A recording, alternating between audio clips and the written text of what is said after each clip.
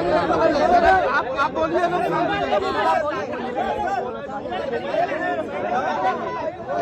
पूर्ण भारतासाठी आणि विश्वमध्ये जे संगीताचे जे चाहते असेल त्याच्यासाठी सध्या आता भोसलेजीच्या निधन एक अतिशय दुर्दैवी घटना आहे। ते त्यांच्या जीवनामध्ये त्याने एक टायग्रेस प्रमाणे ते जीवन जिंकले, आपली पूर्ण आयु घेतली। एक कंटेंटेड मी आता त्यांच्या पार्थिव देहाचे दर्शन करून आलो आहे। त्यांच्या फेसमध्ये अजून शांती आहे।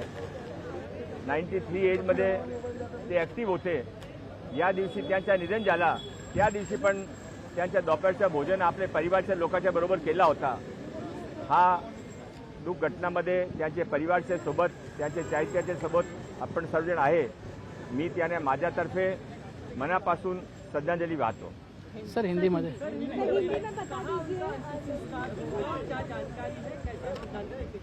साधारणतः आता ते ब्रीच कँडी हॉस्पिटलमध्ये जे काही मेडिकल प्रोसिजर ते सुरू आहे।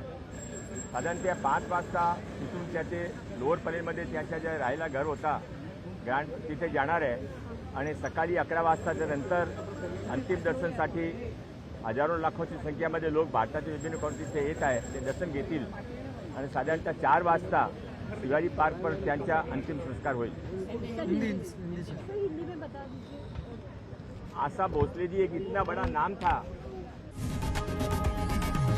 लोकशाही मराठी ऐका, पहा, जागरूक रहा।